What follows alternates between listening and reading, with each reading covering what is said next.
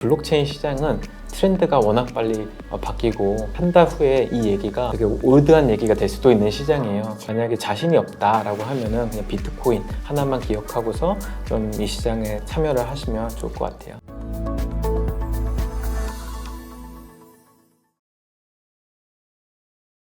자, 그러면 좋은 말씀 너무 감사합니다. 이게 굉장히 좀 흥미진진한 얘기여서 저희 채널에서 평소에 좀 안 다뤘던 얘기라서 네. 저도 되게 재미있게 듣고 있는데요. 네네네. 자, 그럼 3부 이제 넘어갈 텐데 네. 알트코인과 이제 추가적인 이제 나머지 얘기들 좀 해보겠습니다. 자, 요즘에 이제 이더리움이 지지부진하면서 네. 솔라나가 굉장히 그쵸. 많이 지금 굉장히 많이 지금 펌핑을 맞아요. 했는데 투자자들이 극심한 또 포모를 느끼면서 지금이라도 올라타야 되나요? 이런 질문들을 주시는 분들이 계시는데 네. 실제로 북미에서는 비트코인 다음으로 이제 한국은 비트코인 다음으로 리플, 맞아요. 북미에서는 비트코인 다음으로 솔라나 이렇게 언급이 되는데 네. 향후 레이어 1 경쟁 구도에서 뭐 솔라나, 카르다노 이런 프로젝트들이 이더리움의 지위를 좀 위협할 만큼 성장할 가능성이 있다고 보시나요? 저는 없다고 봐요. 역시나 없다고. 네네. 명확하게 없다고 보고 네네. 저는 왜 미국에서 자꾸 솔라나를 좋다고 얘기하는지를 사실 이해를 못 하겠어요. 왜냐면 네네. 솔라나는 굉장히 중앙화되어 있는 시스템이에요. 그렇죠. 굉장히 중앙화되어 이더리움 대비해서 굉장히 중앙화되어 있고요. 중앙화되어 있기 때문에 굉장히 빠른 속도를 갖고 있어요. 네. 근데 그렇게 치면은 차라리 서버 써가지고 블록체인을 안 하는 게 더 빠르거든요. 그것도 말 되네요. 네, 그래서 사실 솔라나는 저는 이유가 없다고 생각하는데 다만 이 솔라나가 가격적으로 큰 상승을 이제 얻었던 거는 아무래도 이제 우리 돈나무 누나라고 이제 부르는 그렇죠. 캐시우드가 요즘에 캐시우드가 이제 솔라나에 대해서 좋은 견해를 많이 피력해가지고 요즘 들어서 예, 가격이 많이 올랐죠. 그 대표적으로 그레이스케일이 장외거래에서 갖고 있는 그 G솔이라고 하는 그 상품이 있어요. 네. 그 장외거래 상품에서 이제 프리미엄이 현물 대비 뭐 800%가 넘게 붙었으니까요. 그러니까 기관 투자자들이 솔라나 그 토큰에 투자를 하고 싶은데 자기네들이 현물을 살 수 없으니까 그렇죠. 우회적으로 리스크를 자기의 익스포저를 노출시키는 방법이거든요. 네네, 어떻게 보면 비트코인 맞습니다. ETF랑 똑같은 겁니다. 네, 맞습니다. 그렇게 그 수요가 몰려갖고 800%가 된 거죠. 얼마나 미국에서 뜨거운 어떤 그 코인인지는 알 수 있을 거예요. 네. 다만 펀더멘털적으로 이더리움처럼 탈중앙화되어 있지도 않고요. 그 대신에 이제 그냥 중앙화되어 있기 때문에 속도는 빠르죠. 근데 캐시우드가 강조하는 건 속도였거든요. 효율성과. 근데 속도랑 효율성은 비트코인에서 사실 중요한 아젠다가 아니에요. 아니죠. 확실히 아니죠. 왜냐면 탈중앙화에 따른 신뢰가 사실 비트코인이나 블록체인에서 찾는 가치이기 때문에 저는 조금 다르다 생각해요. 그럼 다만 얘네들이 왜 솔라나를 자꾸 좋다고 했지냐? 자기네들이 가장 많이 물려있는 코인이 솔라나거든요. 네. 왜냐면 FTX가 세계에서 세 번째로 큰 거래소였고 미국의 모든 자본가들이 전부 FTX에 썼었으니까 자기네들이 가장 많이 큰 손실을 보고 있는 코인이 솔라나거든요. 어떻게든 이거 건져내야 되는 의무가 있는 애들이에요. 그렇기 때문에 사실 미국 자본시장은 사실 어떻게 보면 굉장히 수익에 대해서 윤리라는 게 별로 없다 저는 생각을 해요. 네네. 그 기존 금융권에서도 저는 그렇게 느꼈어요. 돈이 될 수 있으면 모든 걸 할 수 있는 애들이라 생각하거든요. 그걸 하고 있다고 저는 생각해요. 그래서 절대로 저는 솔라나를 매입하지 않고 네네. 너무 싫습니다. 일단은 어떻게 보면 이제 블록체인의 어떤 근본에 대한 이야기들이고 사실은 제가 예전에 이제 FTX 사태가 터지기 전에 이제 강연 같은 데 가면 솔라나에 대해서 엄청 안 좋게 얘기했거든요. 그러면서 이제 처음에 초기 토큰 배분도 사실은 엉망이잖아요. 맞아요. 그래서 이더리움이랑 비교하면서 굉장히 중앙화가 너무 심하고 여러 가지 측면에서 이 코인 프로젝트는 그냥 이 FTX나 아니면 알라벤더 리서치에 묻어가는 프로젝트다라고 생각을 했는데 지금 상황에서는 이제 약간 저는 생각이 솔라나에 대해서 좀 약간 관심을 그래도 저도 투자를 하지 않지만 관심이 좀 가는 것도 사실인데 또 최근에 어떤 분 얘기로는 이게 TVL이 굉장히 많이 늘어나고 있다고 네, 맞아요. 왜냐면 솔라나 그 체인의 TVL은 솔라나의 가격이 올리면 올릴 수밖에 없어요. 왜냐면 대부분 솔라나만 예치되어 있거든요. 그렇네요. 네, 대부분 USDC를 솔라나 생태계에서 많이 사용하는데 USDC도 지금 시총이 많이 떨어졌어요. USDT가 시장 점유율 70% 넘겼으니까 반면에 USDC는 계속 하락하고 있거든요. 계속 하락하고 왜냐면 올해 3월 달에 실리콘밸리 은행 파산하면서 10%의 자금이 은행에 묶여버렸거든요. 그래서 1달러에 패깅을 못한다는 불안감 때문에 USDC도 약해지고 있는 상황인데 근데 솔라나에서 쓰는 스테이블 코인은 USDC였거든요. 그러다 보니까 결국 USDC의 가치가 떨어지는 상황에서 TVL이 올랐다고 하면은 솔라나 가격이 오르니까 오른 거예요. 그래서 사실은 그 TVL이 뭔가 사람들의 트랜잭션이 많이 활발해져서 이게 가치에 대한 어떤 것 때문에 오른다라고 생각하시면 저는 안 된다 생각을 해요.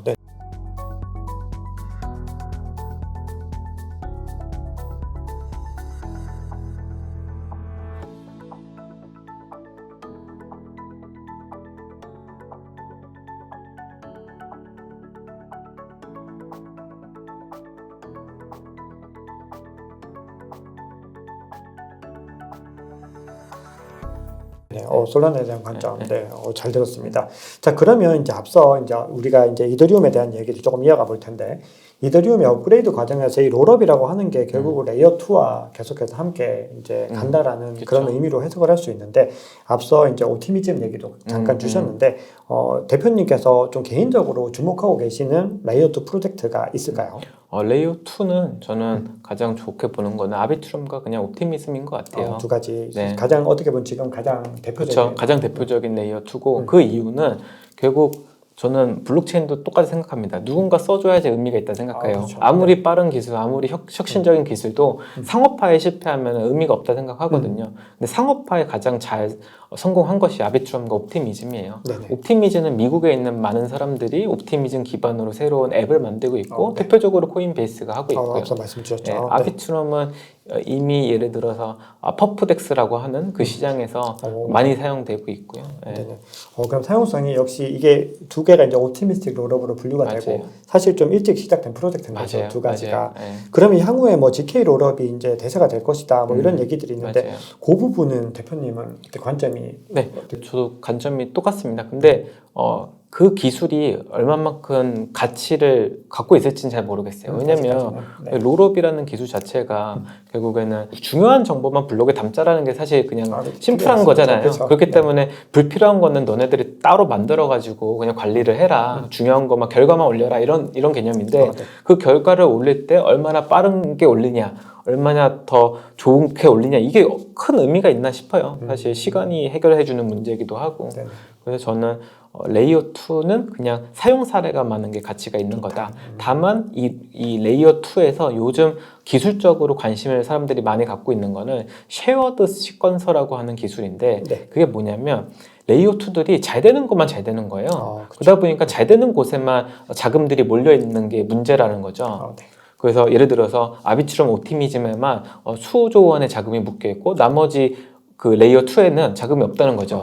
그러니까 이게 너무 좀 그렇다는 건데 이게 왜 이렇게 파편화됐냐라고 했을 때는 결국에는 이 롤업이라고 하는 기술이 전부 다 이 레이어 2들이 다 갖고 있기 때문이에요. 그래서 시퀀서라고 해서 결국에는 레이어 2에서 정보 처리한 거를 그 레이어 1으로 이렇게 정보를 올릴 때 결국에는 레이어 2들이 시퀀서라는 걸 통해서 올리는데 이 시퀀서가 자기 독점을 하고 있으니까 유동성이 파편화가 안 된다는 거죠. 그래서 얘네들이 이제 하기 시작한 거는 이 시퀀서를 공유하자. 쉐어드 하자. 그래서 쉐어드 시퀀서라는 게 좀 나오기 시작을 했고 근데 이 논리가 2021년도와 똑같아요. 뭐냐면 레이어 1들이 많이 만들어졌을 때 가스비 비싸니까 가스비 안 드는 체인들 많이 만들어 놓게 라고 했더니 잘 되는 곳에만 유동성이 막 많은 거죠. 그러다 보니 나오니까 이제 브릿지라는 게 나왔어요. 그래서 서로의 어떤 유동성을 브릿지를 통해서 옮겨보자라는 게 나왔었고 근데 레이어 2도 똑같습니다. 서로 레이어 2를 여러 개 만들어 가지고 대놈대처럼 자금이 특정 레이어 2만 몰리니까 그러면 이거를 파편화시킬 때 그냥 쉐어드 시퀀서를 만들어서 이거를 다 딴 데로 옮겨보자라는 흐름. 그래서 약간 요즘 기술적으로는 그 부분에 조금 관심을 많이 갖고 있고 실제로 레이어 N이라고 하는 프로젝트가 미국에서 그 페이팔 창업자가 투자를 해가지고 최근에 많은 이슈가 됐었죠. 쉐어드 시퀀서가 중요한 기술인가? 라고 하는 생각을 사람들이 이제 하기 시작했던 계기. 어떻게 보면 이게 여러 가지 어떤 상황들에 대해서 진짜 자정작용과 그리고 어떻게든 이 상황들을 이 블록체인의 어떤 근간을 해치지 않는 상황에서 해결해 보자라는 노력들이 계속되고 있어서 그렇기 때문에 이 산업에 대한 기대들을 우리가 계속해서 해나갈 수 있는 거다라는 생각을 합니다. 이제 남은 이제 알트코인 질문들 좀 이어갈 텐데 자, 대표님께서 이제 또 프리미엄 콘텐츠를 또 운영을 하고 계신데 판테라 캐피털이 이제 집중하는 세 가지 섹터에 대해서 언급하신 부분들이 있습니다. 이게 판테라 캐피털이 뭐 글로벌 VC 중에서는 그래도 손에 꼽힐 정도로 가장 저명한 회사인데 자, 이 회사가 가장 주목하고 있는 분야는 이제 어디인지와 또 대표님께서 개인적으로 또 주목하고 계신 알트코인 섹터 있으면 함께 말씀해 주시면 좋을 것 같습니다. 판테라 그 보고서를 보면은 세 가지에 대해서 논했는데 제가 사실 가장 관심을 가진 거는 첫 번째 있었던 소셜 부분이었어요.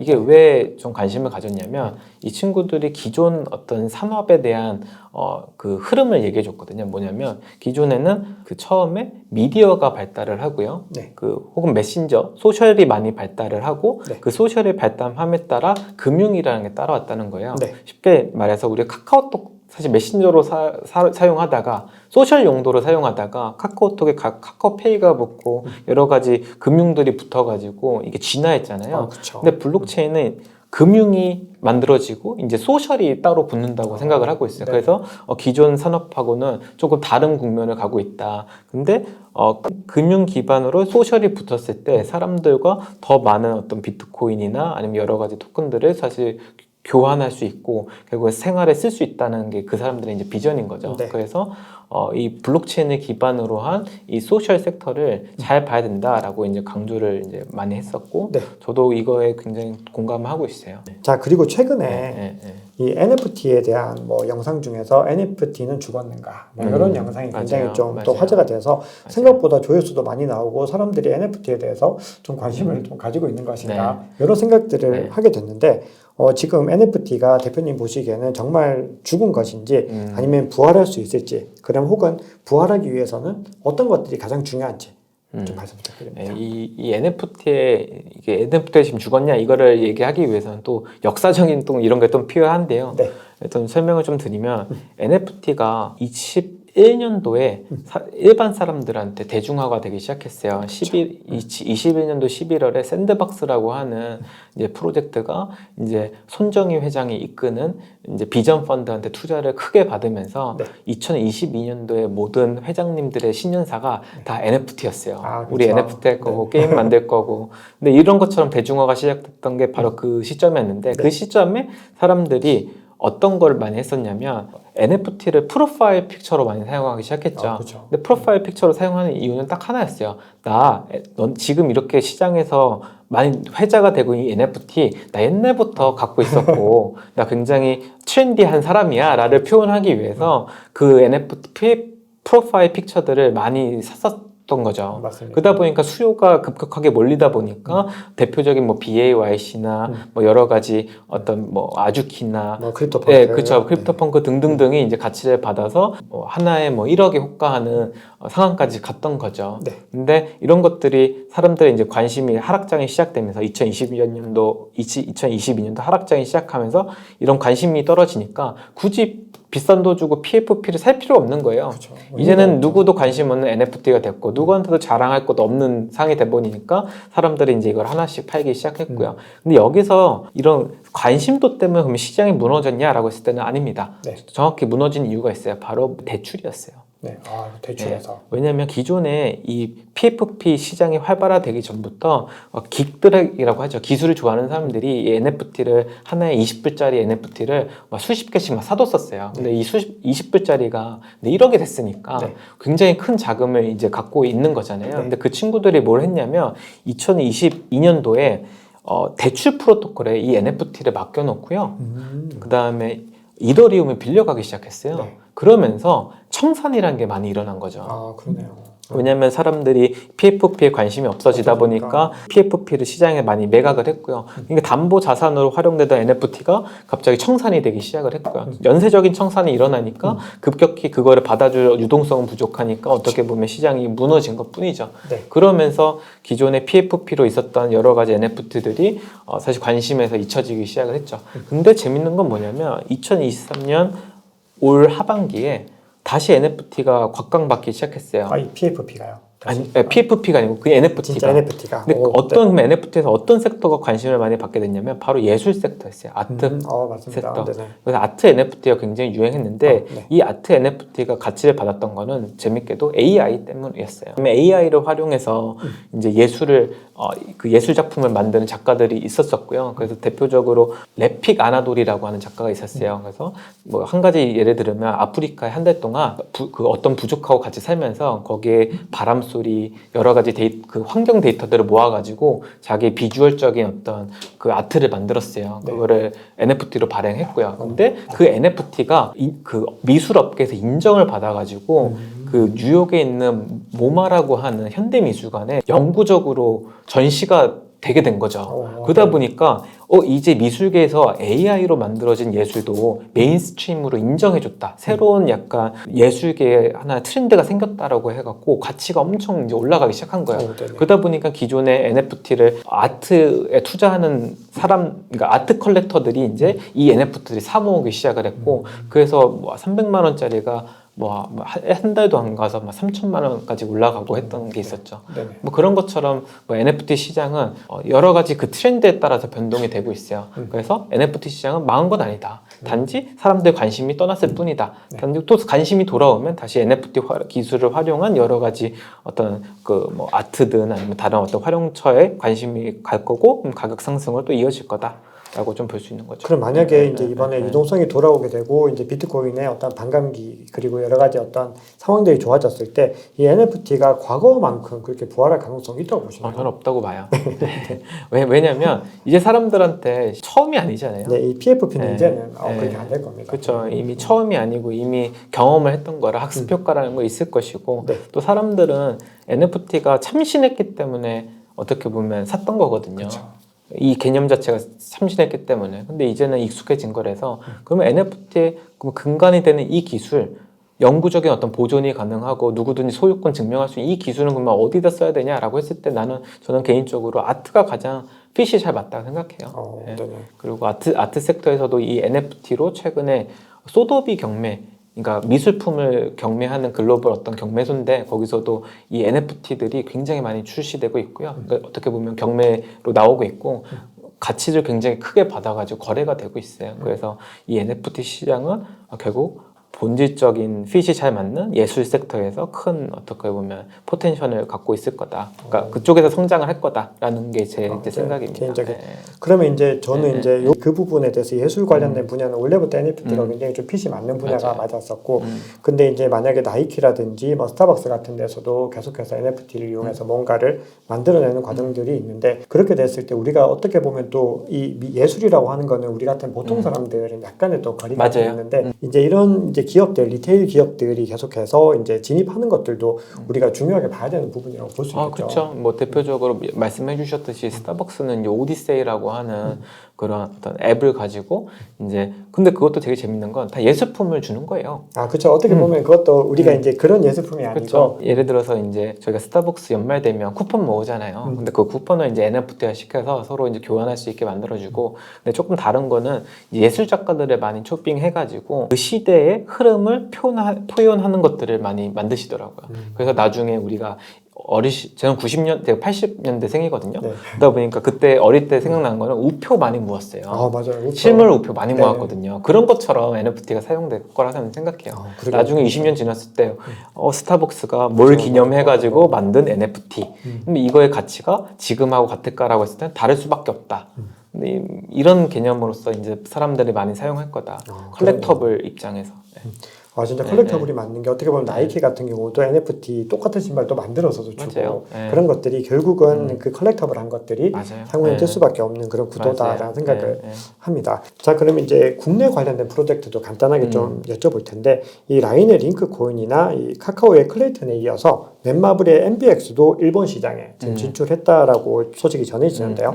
자, 이 부분들이 좀 의미하는 바와, 그리고 이제 우리가 좀 관점을 일본으로 가져가 봤을 때, 원래는 이제 굉장히 일본이 기술적으로 이제 과거의 영광들을 좀 많이 잃어버린 그런 국면들이 있었는데, 이 블록체인과 웹3에서 뭔가 주도권을 잡기 위해서 뭔가 많이 이제 국가적인 차원에서 노력을 하고 있는데, 이렇게 일본이 갑자기 이 태도가 적극적으로 변한 이유 뭐라고 보시나요?